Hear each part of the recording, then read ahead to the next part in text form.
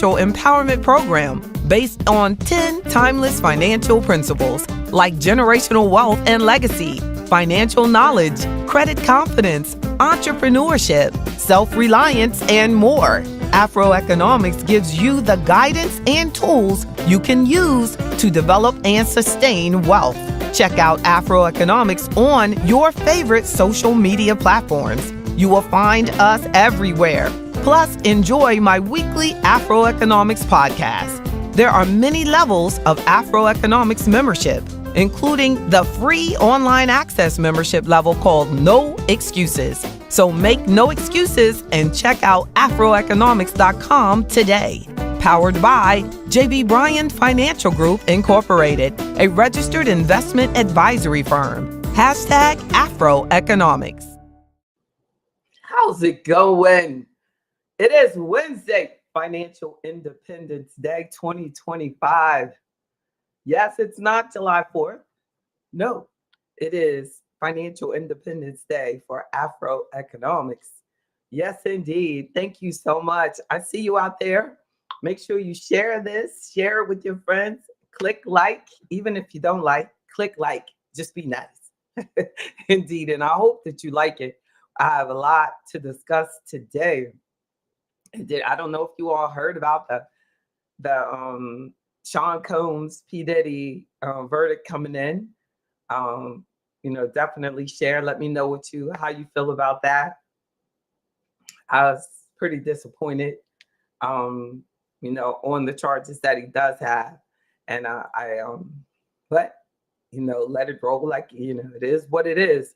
I tell you, our finances, if we can protect ourselves from choices, bad choices, poor choices, selecting choices, just selecting, it's like huge responsibility that we have and what we decide to say yes to. And it's funny because last week I posted that video about and it was a short. And actually, AI went through my session and pulled out this one section of it and entitled it The Power of No.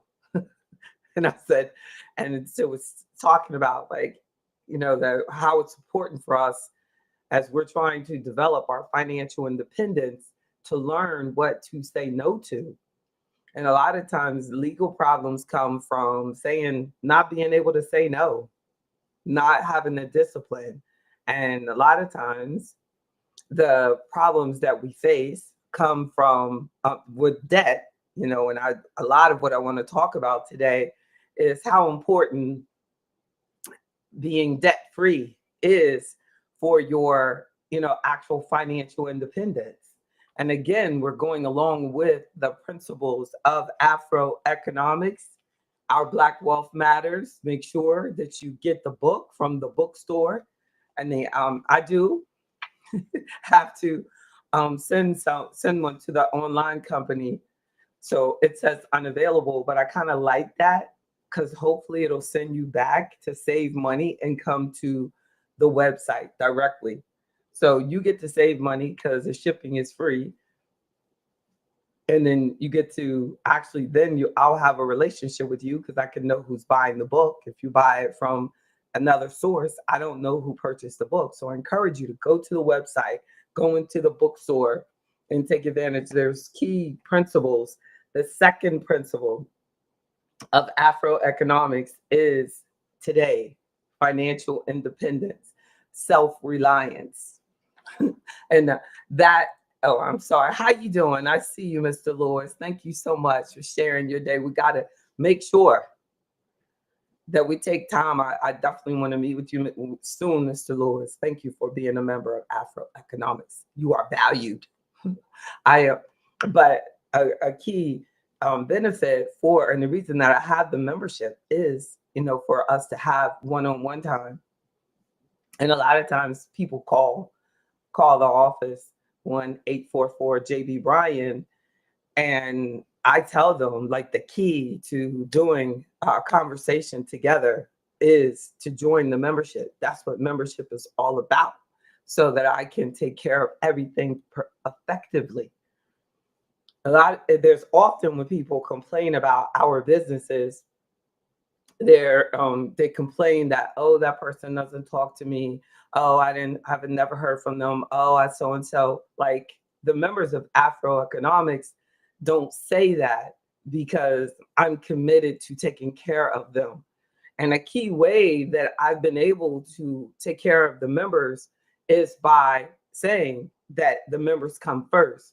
So my calendar is dominated by members because they've made a commitment to the business, to Afro Economics, to the firm, to the 10 principles of Afro Economics. And you deserve that. You deserve that. And I see now, in my firm, I started in 1995. But I see now a lot of doctor offices are doing that for a lot more than what the membership is. These doctor offices now are charging like 3,500 if you want to have a personal relationship with your doctor. And every time I encourage my clients to do it, because that's the future. That is the future. They're not, on their visits, they're not making, any money. So now it's really hard for private physicians. And unless you want to, be stuck in the AI as your physician, if you want to have a personal relationship with your physician, like I am, I'm my client's money doctor, and they are working with a registered investment advisor. That gives them a huge step up in financial independence. And financial independence, remember, the second principle of Afro economics, not retirement. In my industry, they talk a lot about, retirement planning, retirement planning, because we make a lot of money on that concept. But you save your life with financial independence. I want my clients to be financially independent way before they leave their job. But if all you're thinking about is retirement planning, then you can lose focus on what is important. You can become financially independent in your 20s, in your 30s, in your 40s, and build on that. Your wealth starts where your financial independence begins. Really, your wealth starts where your financial independence begins. Like, that's when we start building. When you have really caught on that I don't want to be in debt slavery. I don't want to be in debt slavery. So I want to, for this 2025 Financial Independence Day, and each year around Independence Day for the USA, I like to talk about Afro economics, financial independence. And there was, and I don't know if you've ever heard the poem, by Frederick Douglass. And it's not really a poem, it's a letter that he wrote as an abolitionist about Independence Day, and what does it mean to him as a Black man, as a free Black man at that point. But there were so many Black people that were still slaves. And he wrote that, what does 4th of July, mean to me when I have, so many people like me who are still slaves, And it makes me think, like, how far have we come from that, Suzette? As we came out of slavery, debt slavery was created. Debt slavery was created. Sometimes it was called sharecropping, often it was called sharecropping. I'm from North Carolina, so I've heard that term. But also, the debt slavery is argued to still exist today.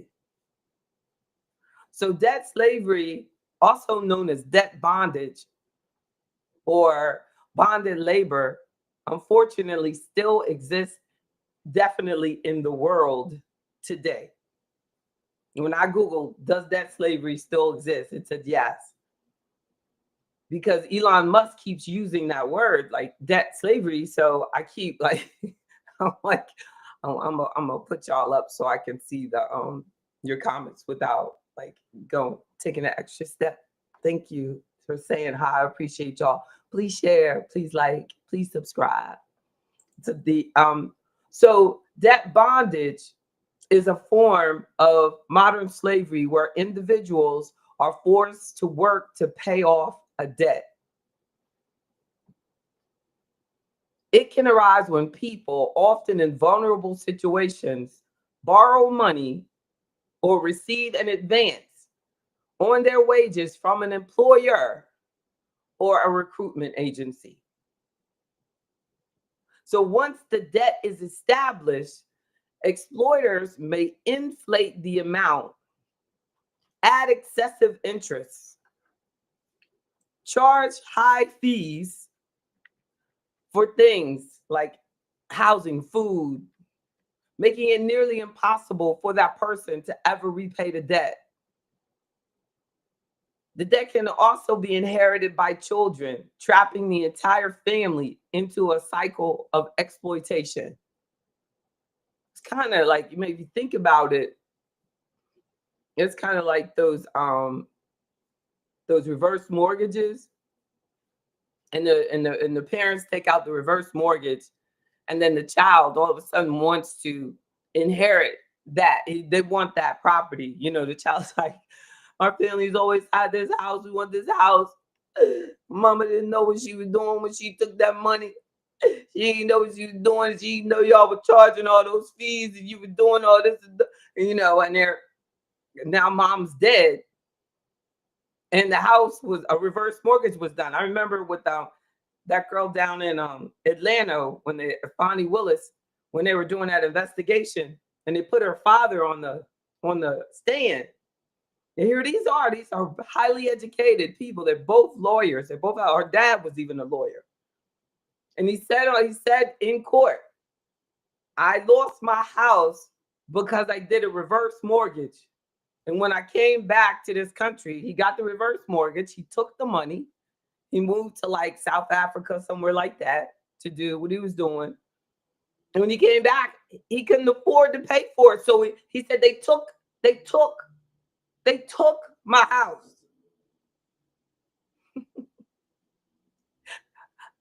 How we go to college and still feel like we don't have to take responsibility for ignorant stuff? You know, they took it. They took my house. Like, you know, no, bro. You signed up for something that you did not read the contract. You, the lawyer, you did not read the contract on your indentured slavery. That's modern. That's modern. That's modern. Because I mean, that house, you can do the reverse mortgage, and that house something could happen. A casino could be built next door, this and that, blah, blah, blah. It could increase in value. You still got to come up with that money if you want it back. And it ain't their fault.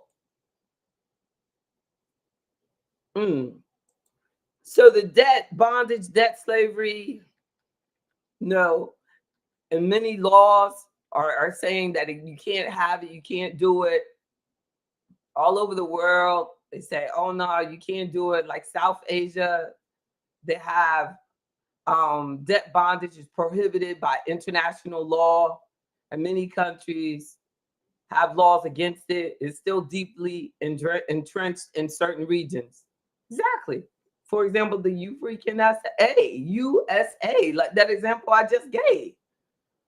You can't afford it. The fees are too high. You know, I mean, I guess they could justify that it's not, you know, it's not that bad because we told you about it. That's the thing. I guess the trickery or something, they can prove trickery that they didn't tell you about it. But if they told you about it and you were of sound mind and you did it, it's legal. Things that contribute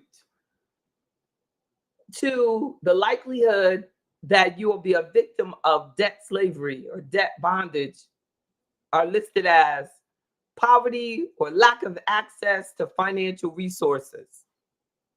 Individuals with limited options may be more vulnerable to taking risky loans or advances from their employer. Makes sense, doesn't it? Remember those payday loans? I don't know. They're not in, I know they're not in Virginia anymore. But remember that? Like, people would say they couldn't get out from under them. You take it, then they take the money from the next paycheck, and then you have to wait for your next paycheck, and then they would take the next paycheck. You would have to get money from some other source other than the paycheck to get out from under that. A weak government system, lack of enforcement of laws against the debt slavery. A lot of the stuff, like they're seeing that it's not seen. it's not seen as like, oh, they don't see it as, I'm gonna see how I can get that off there. So it's all in my face. But it's not seen as wrong. It's become acceptable as like, oh, here it is. It's like, it's become acceptable as like, there's nothing wrong with that. Like, so if it becomes commonplace that you can sit there and finance every purchase that you make, people getting a purchase, and then it'll say, oh, you can pay this over 4 times because they figured out that if you have more money available, you'll just spend more. You bought something for $200, but they said you only have to pay $20 every week. So you now feel like you have $180 available to you. Isn't that something? So then you'll go and buy something else, and that is legal. One time I was buying, I had never been on Spirit Airline, but I had to get back from Miami. So I went in, and it was saying, like, you don't have to pay for this all now. You can pay just $30. I had never seen that. I generally fly Delta. I don't think Delta has that, but I know Spirit has it. Is that why you have so many of us that use it? That use that particular airline because they will finance the trip? So then you end up, have we ever thought about how much that trip is costing us if we do it that way? Like last week when I was saying about one time I was in a relationship and he broke up with me because I did not want to finance a trip that he wanted to take. It wasn't that important to me. Like, we both were entrepreneurs, and it wasn't that important to me to go on that trip. Like, we did not have to do that, but it was very important to him. And I was explaining to him, but he was considerably older than me. So I know he was just like, how's this little girl like thinking? But you remember, I've been doing this for a long time. I've been in financial services since my mid-20s. So when he was meeting this younger person, like, it wasn't a younger person who did this all I do. He did what he did, but this all I do. And I was saying, it's not that important. And you got a lot of bills, he was already behind on some stuff. So then one person, when AI exerted that out and created this little short on YouTube, this man said back, so you're saying that if you had said yes to that credit card, that would have like been the most destructive thing that you could have done. Like, he was being really snappy. I don't know where that energy comes from. I wish that people could know your heart. Because I think people go through certain experiences, and because of their experiences, maybe somebody said no to him before, like he was just really upset, like he thought that meant that I was a mean woman because I said no, But my thing, the only reason I said no is because I didn't feel that it was in his best interest. Because he wanted to, and actually he wasn't even trying to put it on my credit card. He wanted to put on his credit card. And I didn't think, because he was older and he had a lot more debt than I had. Like, I didn't have any debt. I started my business debt free. Like, I didn't have it. So but you easily, when you're in business, you can start getting in debt and accumulating and accumulating. So to the brother that said that you think that could have been the worst decision in your life, yeah, it can, because every crack addict starts at some point, and they probably remember, right? God forbid Willie Brown, right? Like, people can remember when your bad habits started. Like, I can remember, like, last year, and I did a couple of trips for work, and I started like eating at restaurants. So then I got back home and I kept on eating at restaurants, going back to bad habits. And it made me sick, and I gained like 40 pounds. No, and so yes, you can do one thing and it can be the beginning of a really, really bad trajectory. Yes. And I'm sure that if I don't communicate with that person, but I know he lost his business, and I'm sure it was connected to those type of habits and not having people around him. Like, it's very important to have people around you. My clients keep me wealthy because I'm surrounded by wealthy people. God is so good. I'm telling you, it makes a huge difference. If I were around a whole bunch of people who were broke, didn't think about financial independence, I would not be who I am. God saved me. Like, God saved me. I mean, like, really, my parents were very educated, but they were not into this type of, like, financial strategies and things like that. So, most of my clients, they are much wealthier than my parents ever were, and that but did not spend the time that my parents spent in school and education.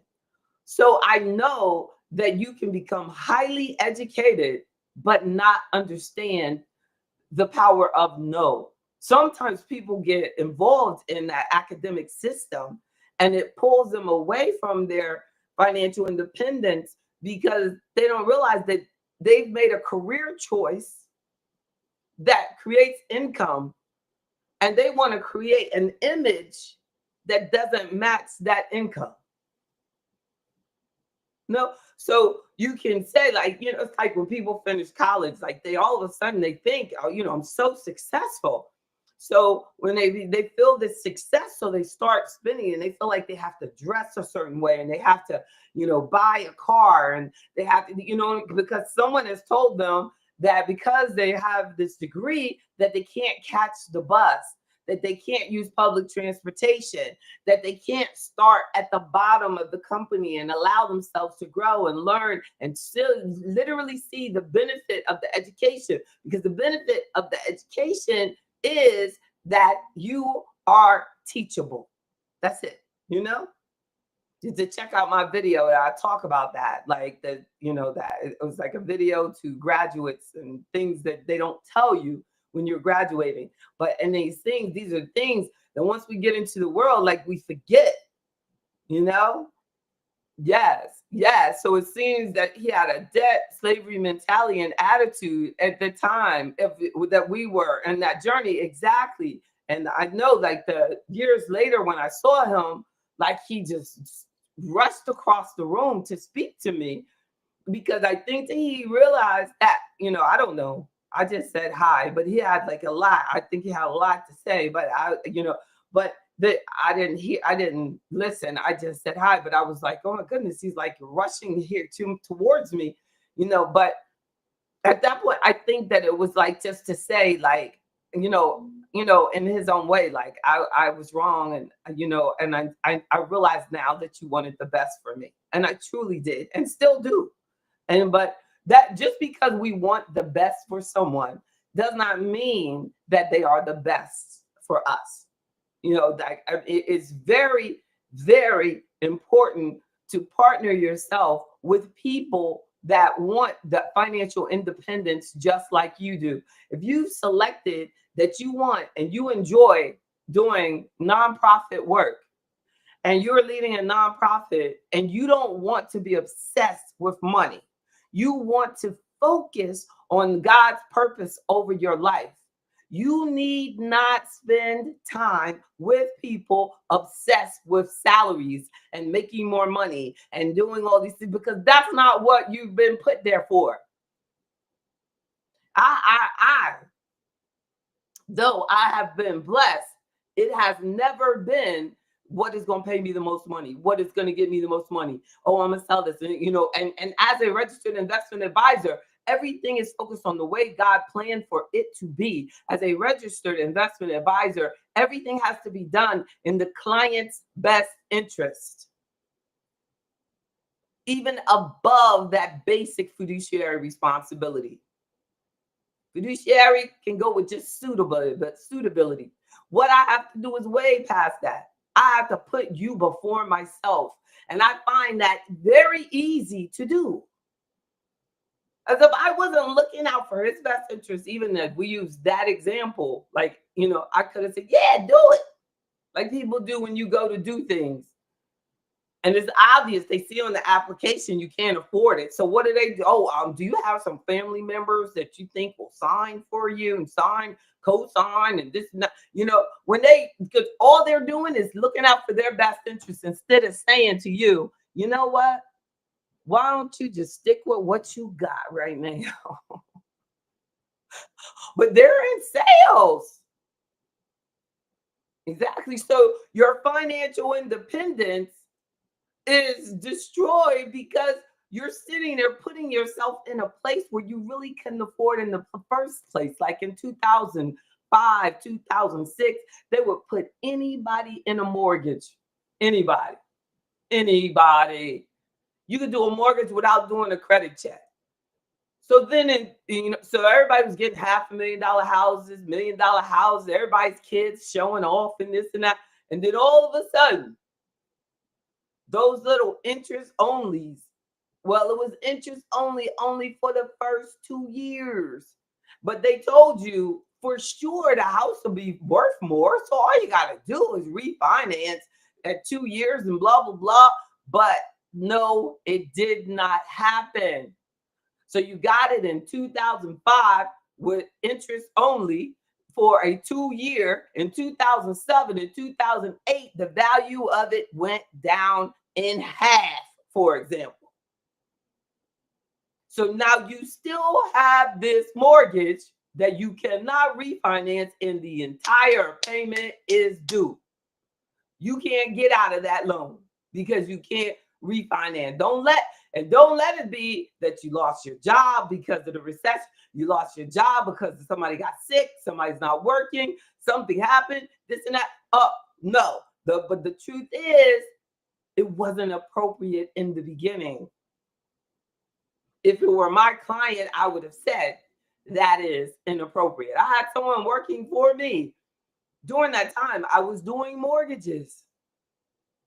And I said, hey, at JB Bryan Financial Group, our clients do plain vanilla mortgages. That's what we do. These are some great interest rates. We're going to lock them in on 30s. That's what we do.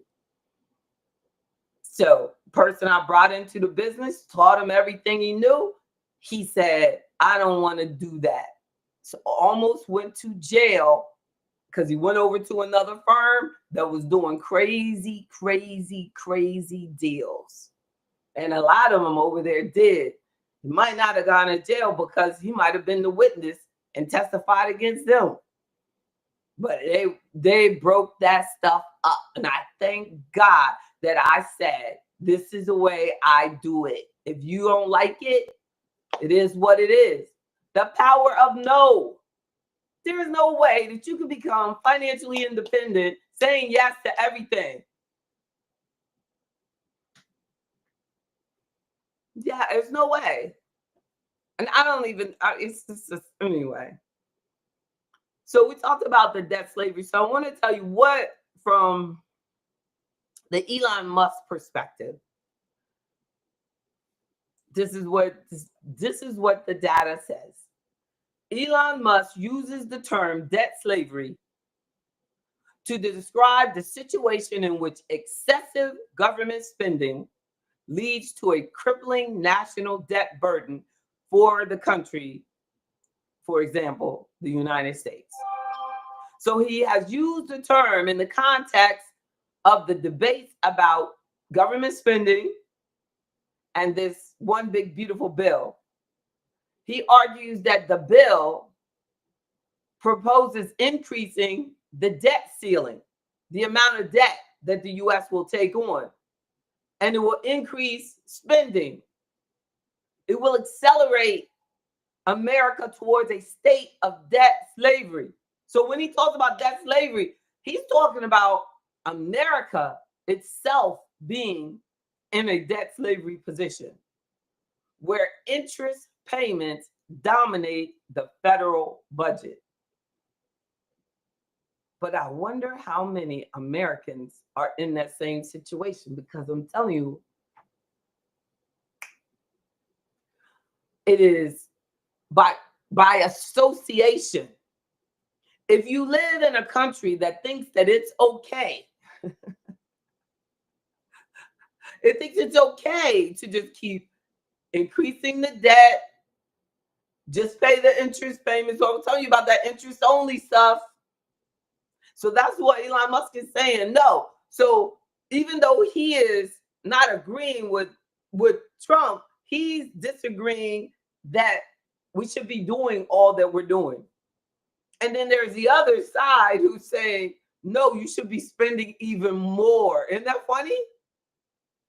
Because with the whole Medicaid discussion, it's literally about getting the non-United States citizens out of the Medicaid and making sure that people who are on Medicaid and able to work, so if they're on disability, they wouldn't be on Medicaid anyway. They would be in Medicare disability. It would be a different situation. So when they start trying to appeal to you dramatically about, oh my goodness, we're not going to take care of people, it's not that. You just have a lot of people on it that are not citizens of the United States and have not done any documentation. And that is a challenge for us economically. So even though Elon Musk is saying, even if you do what you're saying you're going to do, reduce these benefits, reduce these cuts, and it's also going to reduce the income that's coming in from tax revenue. And I really don't see how it's going to benefit the billionaires the most. That is just something to say. That is just something to say. Billionaires pay most of the taxes, and most poor people don't have to pay any taxes. If their income is lower than the standard deduction, they're not paying anything. So if you're at poverty level, you're not going to get a tax cut. And they can say that if they want to be and make you upset, but they're not going to get a tax cut because they're not paying taxes.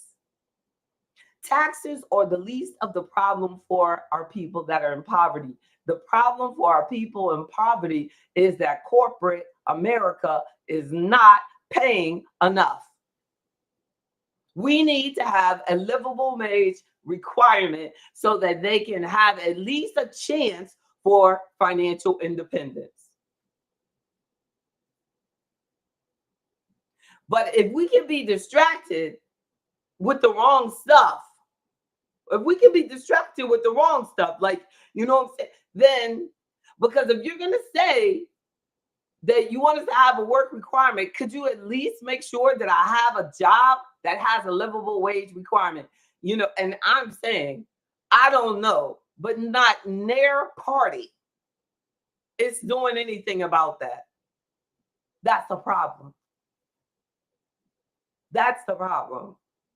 So it creates this most vulnerable situation where this person is in poverty. They want to take a trip. They want to get clothes. They want their child to dress as nice as everybody else. So then you get this message that says, You don't have to pay $200 for this. You can pay $20 a week for that. And then at $20, then you got the shoes, then you get then the shirt. Okay, that's $10 a week. And then then another $10 a week. I can get the socks and everything. And you go, oh, and people more than ever are putting groceries on credit card, and credit card balances are higher than ever. So Elon Musk, he focuses on the government. That's what he's supposed to do. But JB Bryan focuses on the person, and we have a problem. The problem is that we think that we should finance everything.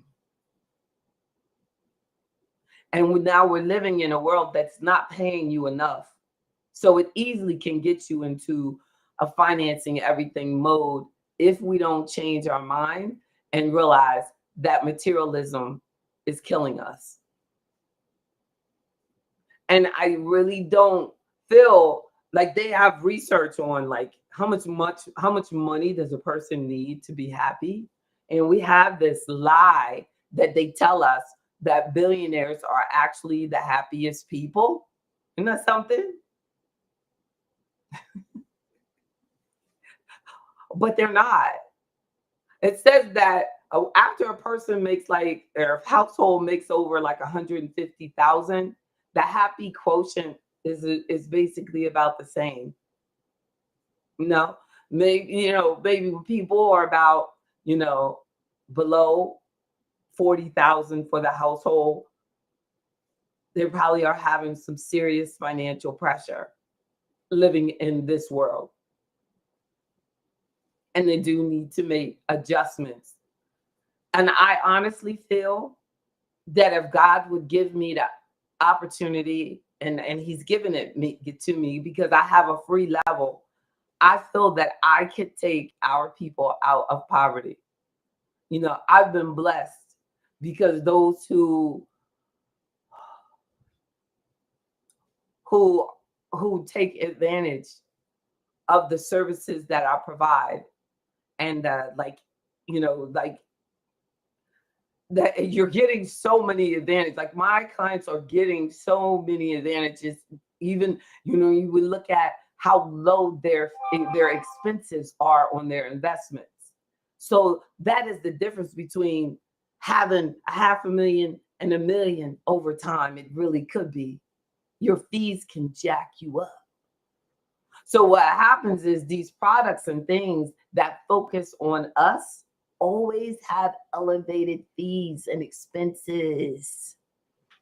Like with Primerica, their insurance costs more. I can show a client something for twice the coverage, 3 times, like I'm telling you, a whole bunch more coverage for the same premium that they're paying for a fraction of the death benefit.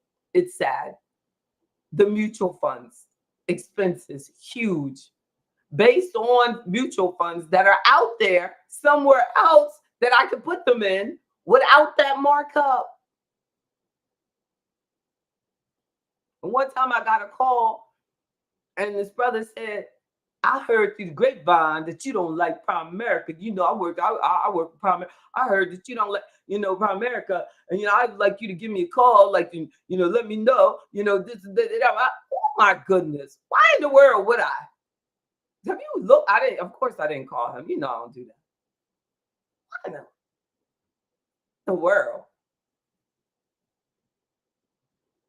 Thank you so much, Ms. Suzette. Amen. Amen. Yeah, like I feel like everything that we do, no matter what you do, if you're a ditch digger, you can do that for the betterment of society.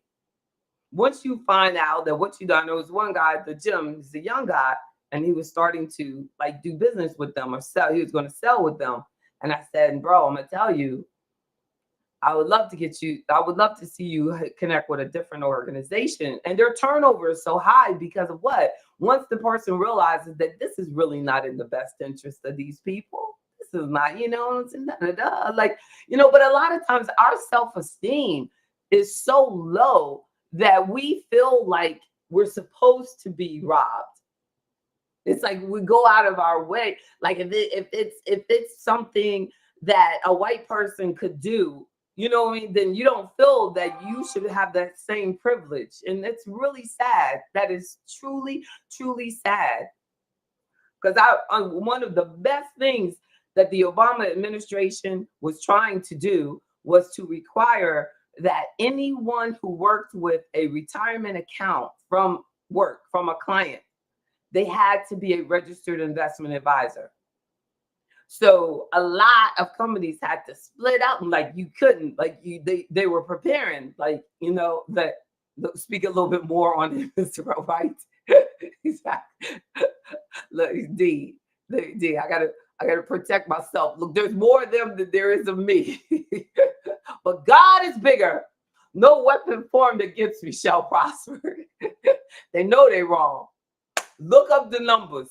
And yes, and definitely if you have something like that and you want me to look up, I will show you. You'll be devastated. You'll be sitting there crying, Mr. Brown. If you have something, when I show you how much you are paying. And the scary part is I have seen their stuff connected with some school systems. Of course, it's only Black school systems.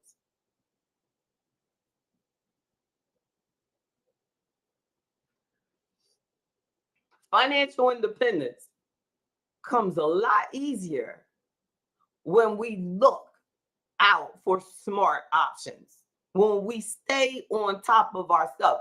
Like your money, you cannot just set it and forget it. You did something and you just still adding to it. You know what I mean? You 40, 50, and you did it when you're 20s. Like I posted a quote the other day from Muhammad Ali. He said, if you still think the same way you did at 20 at 50, you know what I'm saying? If you still think the same way, then you've done nothing. That's what Muhammad Ali said. And it's the truth. Like if you still invest the same way, that you did at 20 and you 50, 60, things change. Not every quarter. You got somebody's calling you trying to change everything every quarter, but you change. Babies come, whatever. This and that. Think stuff right. Yeah, right? Yep. AL Williams, boy. AL got rich. Yeah. Yeah. Oh my goodness. Exactly. But we have to keep looking. Like, we start like my uncle, he's passed on now, but like he did this first investment and then he was like, oh, I'm not gonna he said, I can't do any investments no more. He worked for like he was a bus driver for Baltimore. And he said, well, I'm not doing anymore because this guy told me about the stock and I did that stock and then that stock went, to nothing. Especially back then, like they had a whole bunch of crappy stocks out there, but there's still crappy stocks out here now. Like, and there's a whole bunch of people just taking unnecessary risk. So like, and I said, well, like, let me do this, and I just set up this portfolio for him and he did really, really well. He was shocked. He was really shocked. But it took a long time for him to have the nerve, to try again because of that really bad experience that he had. So it's like, just because, one thing goes wrong, like people do that a lot of times, like with marriage, and they go, like, I was looking at this thing today, and it was saying that, marriage is horrible and that men should not get married. And, like, but yet research shows, I'm telling you, it's true. Research shows that the happiest people are single women and married men. Married men are some of the happiest people on the freaking planet. And some of these people, unmarried, are trying to convince unmarried guys that they should stay in that probably unhappy state. And it is the truth. It is the truth. Like, it is such a huge blessing for a man to get. The Bible says it.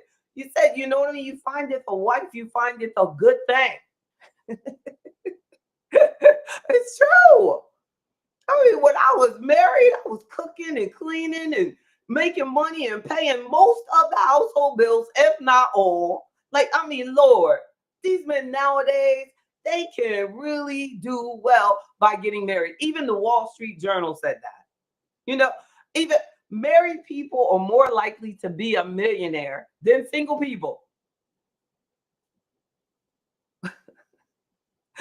But granted, when you're married, you're gonna need twice as much because you got two people to take care of. So we got to remember that. You're single, you don't have the same need either. But it is easier for them to accumulate if they're on one accord. But it was talking about that NBA player. They keep talking about that where he broke up with the girl that's a singer and now she's an actress and that he had to give her this and that and blah blah blah. Like it is so easy for a young person to come back from that divorce early in life. As you get older, it's harder to recover when you're splitting everything in half, but you got to remember you're not going to need as much. But then Jeff Bezos saves the day. Saves the day. I don't know if y'all know who Jeff Bezos is. He just got married.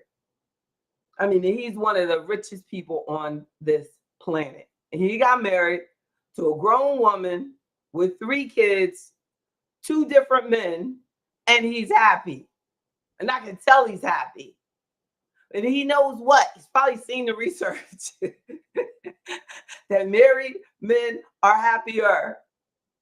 Yes, yes, things can go wrong. But the only thing that you're giving up is what was accumulated during that time. And if it seems like she's getting more than what he's getting, there's always a rationale behind it. There's always a rationale. It is not, the system is not designed to like really, tear the person up. It's just that some people don't see the value of what that person contributed over those times and years that they spent together. But it does make a difference. And you did stay. So you've been together for 10 years and you've accumulated, you had 10 million at the time you got married. And at the end of the marriage, 10 years later, you got 100 million. So all you have to do is, if you do go for 50-50, is split that part. Split that part that was accumulated from there to there. She was there. He was there. But I'm telling you, as far as like splitting assets, I think that women make that they really, it's much harder for them to accept. But as far as from financial independence, you don't want to ever go through a divorce. Y'all gotta be. So I just think that the key to it is being careful in the selection from day one. And as soon as you see that you're not on one accord, like with what I saw with that, or what he saw, like JB is not going to let me go into debt. Like JB is not, she is not going to cooperate. he needs a, he needs a cooperating woman, that's not going to care about that. And that's not going to be hard to find. It was easy for him to find. He was married quickly. You know what I'm saying? It is easy to find people that will take you straight to hell, straight to debt, slavery, hell, because most people in America want to be in debt. Frightening, frightening. But I'm going to lose that battle. If the battle is between this woman doesn't care about going into debt and JB does not want to go into debt, yes, she wins. She can win.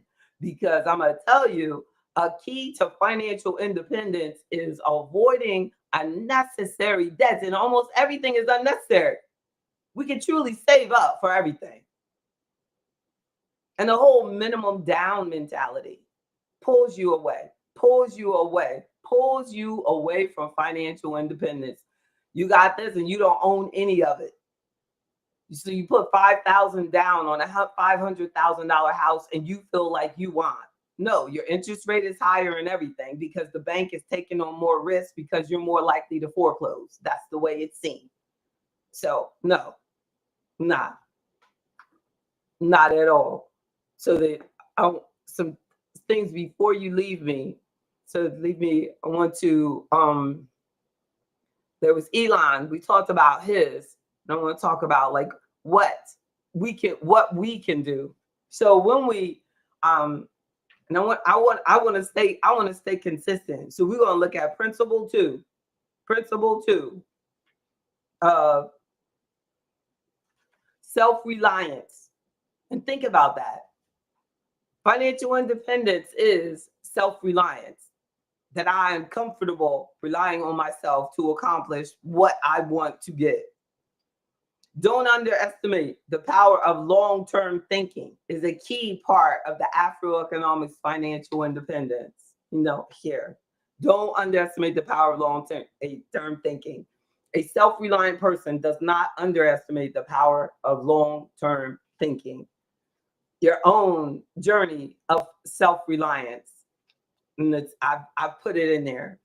Independent thinking means that you have the ability to not try to keep up with everybody else. You don't have a fear of missing out. If I don't want to spend it, I ain't doing it. I'm just as happy, and I'm going to tell you, this is true. I am just as happy sitting at my house on my rooftop as I am on any beach anywhere. Self-reliance means shifting from a victim mindset to a survivor mindset. From a victim to a survivor, to an overcomer. Oh, they did that to me. Da, da, da. No, we got to learn from that. Yeah, and then, when I got dumped because I didn't want to go into debt, I didn't see it. Not even for a minute. Like, okay, next time I need a man, I'm going to make sure I go. No, I did not. It did not. It was like, I was like proud of myself. Like, good for you. You are not going to be broke. Check out refusetobebroke.com. That's my website. Brings you right to Afroeconomics. Refuse, number 2, be broke. I'm telling you, I refuse to be broke. Be fearless about it. Now, seriously, that's my third point to keep in mind. Be fearless. Be fearless, right? Yes. Choose freedom and flexibility over comfort. That's what I'm saying. Like, don't give up on your dream of having what you wanted to have. Choose the freedom of being true to yourself. These are freedom versus, oh, I'm going to take this job over here because it pays more, because I got to get that so and so and so. And that way I can finance all this stuff. And then over there, but I hate that job and I think it's making me sick and I hate all the people there. Research shows working somewhere that you do not like, I don't care how much it pays you, working somewhere you do not like will make you sick. Yes, 3 generations. 3 generations in the future. Yes, exactly, Mr. Barber. Yes, one person speaks of 60 days out. Look, 6 months. They think 6 months is the future. Yeah, exactly. It's so true. So true.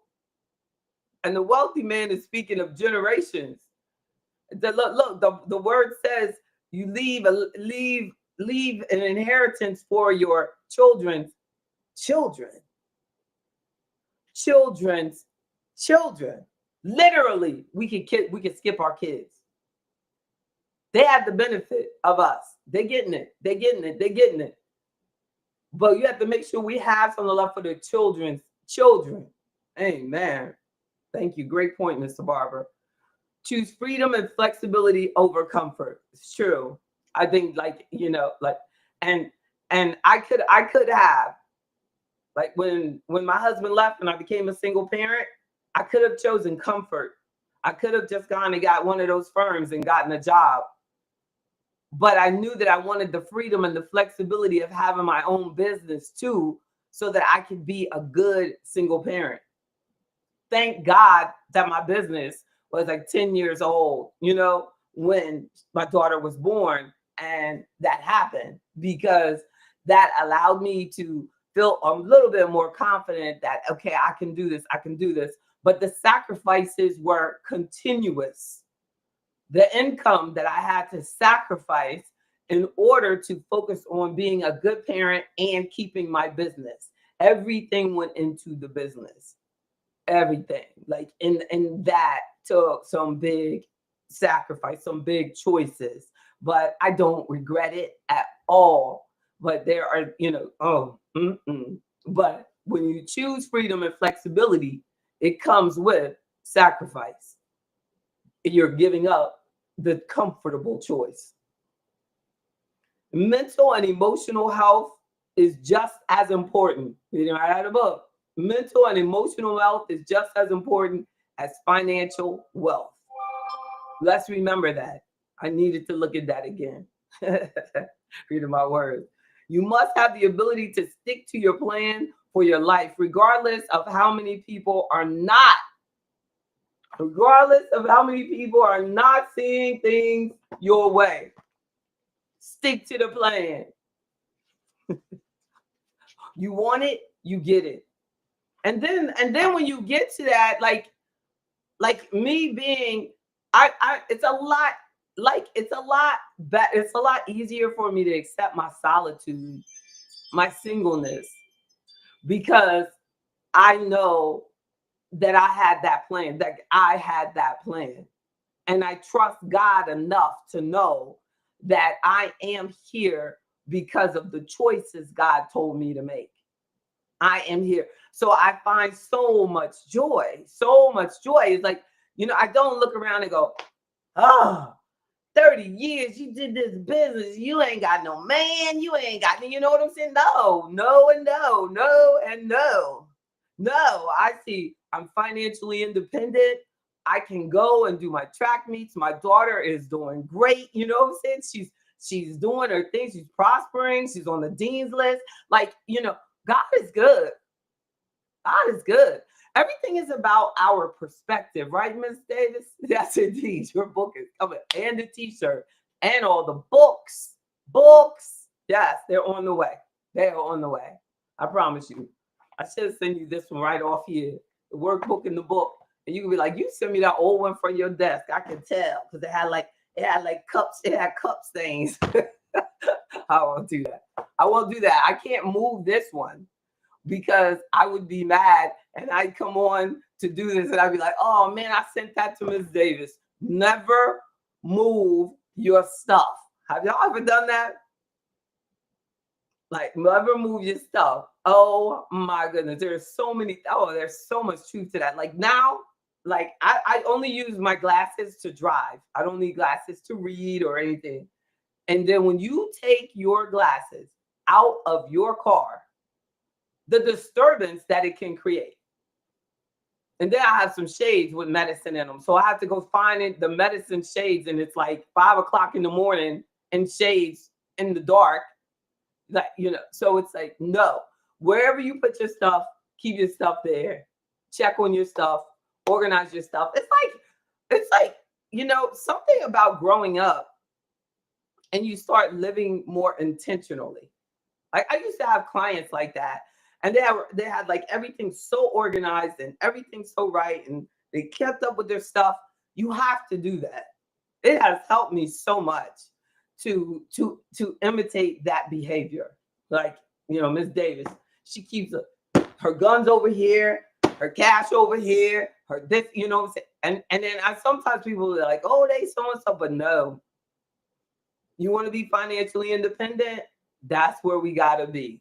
You gotta keep up with everything. And it transfers over to things like, log into your account all the time. Log in, keep up with your stuff. Make sure you know what's going on. Like I can't tell you enough.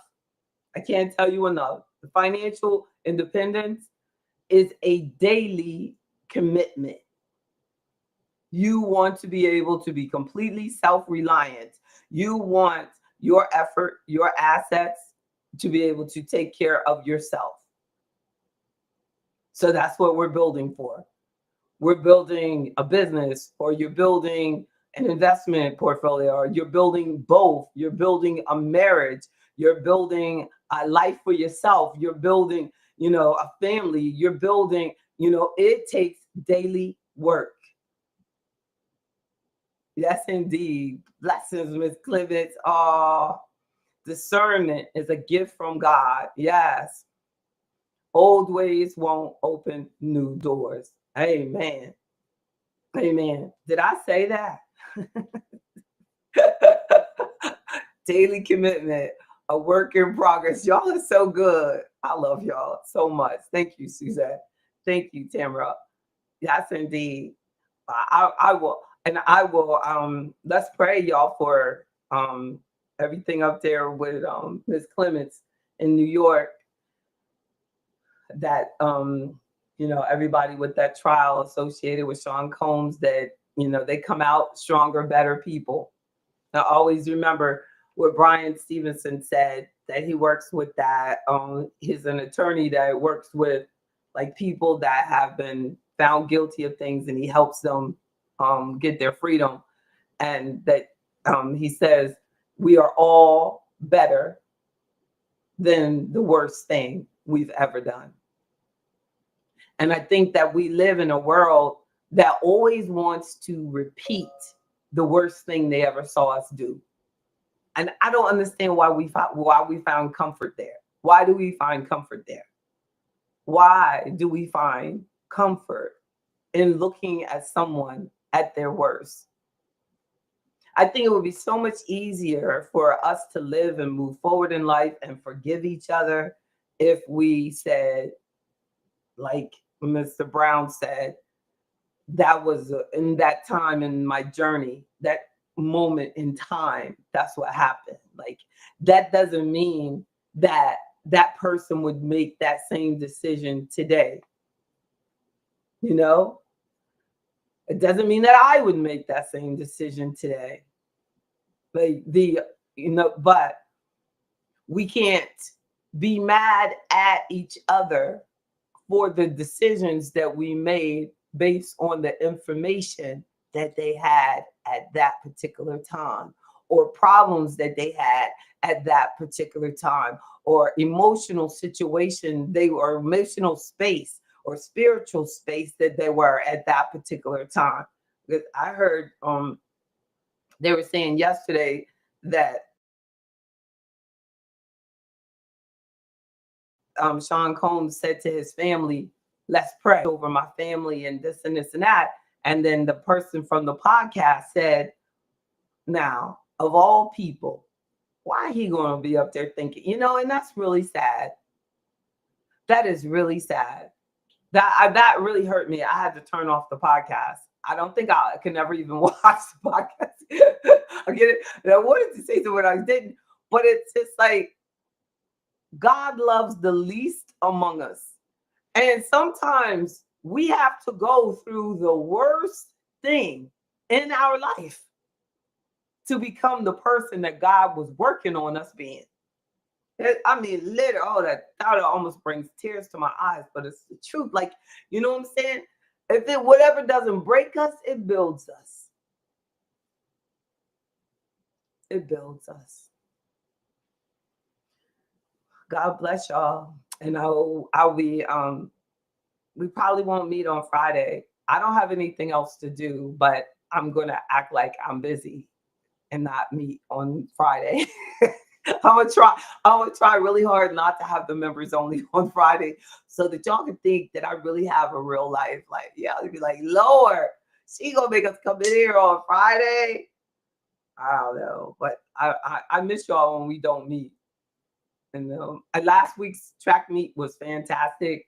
I got like 4 golds and 2 silvers, and on one day, so I did 6 field events, and then the next day I did the 100-meter and the 100-meter sprint and the 4x100 relay, and that was good. Yeah, and I got silver on the straight 100-meter, second place, and I'm like 5 seconds. I'm 5 seconds faster than I was when I started did my first run in 2023. And it's something, I'm getting faster. Just like God promised me. He said, stick to it. But the and in the relay, I feel like I ran faster than I did on the straight. Because the relay, like they had me starting and I didn't want it to get behind. I didn't want them to get behind because of me. So I was going. And the girl in the other lane, she was like, she's in her 30s. So to me, I felt good that I was holding my own because she didn't catch me till we were handing it off. She was like, Jay, you are really going fast because so I can't, I'm happy to see what God is doing with this. And with my super weight throw, y'all, I have I'm in world ranked. I'm in the top 10 in the world, like number 8 with my super weight throw for 2024. They have that. Those numbers. We don't have everything. And my super weight is now longer than it was last year. So I'm interested to see how 2025 is going to come out. And my shot put and my weight throw and my super weight, I'm all American status on all 3 of those. So it's exciting, and I'm gonna stick to it. And it has been great for me mentally as much as physically. It really has helped me. It really has helped me. And I need those to look forward to. I thank God for the health. I thank God for being able to take the pain. Indeed. Thank you, Suzette. That really means a lot to me. Thank y'all for listening. The direction of financial management and debt reduction is awesome. Yes. Oh, thank you. Thank you. We're gonna get it, Dave Bay. We're gonna get it. We're gonna get it. And I'm sorry, Dave Ray. And I'm going to stick to the plan. Please consider doing the free membership for Afro Economics or the individual membership. Oh, get them. That's right. Thank you. I don't feel well. I started catching up with me 2 days later. What would that be like yesterday? And I started not feeling that good. So I'm trying to hydrate. It was so hot. It was so hot. It was just so hot. I'm not exactly sure why I don't feel good, but it's probably because of hydration. So I'm trying to drink, but I refuse to say it's because of my age. Don't have nothing to do with age, but I do need to take a break because I have not stopped. I've been in the gym every day since the weekend. I have not taken a day off. So I promise I will take Friday off, but I got to work out tomorrow. Yes, I am addicted. Love y'all. Greetings to you, y'all, bro. Thank you. Yes, we got to connect. Yes. Please text me. God bless. 1-844 JB Bryan. And then also jb@jbbryan.com. And please share if you think that this financial independence discussion would be helpful for anyone that you love. Please share. Oh, thank you. I need some of your greens. That's what I need, y'all, bro. I need some greens. I got a big cabbage in my refrigerator. I was like, I'm gonna cook this thing. Oh, but the thing is, like, washing and cleaning and I need that cabbage bad. That's what I need. Yeah, thank you, Miss Davis. Send me some of them Georgia cabbage. I love cabbage, but I will buy the cabbage and then not cook it. I know you don't do that. Mr. Yarbrough has his own farm. He does organic greens. He's the connection in Maryland, y'all. So make sure you look. And he's doing some international travels and be helping the world with agriculture. And he's amazing. We got to have him on here one day. Sincerely. Love y'all. Have a good one. Financial Independence Day for us starts now. Keep going.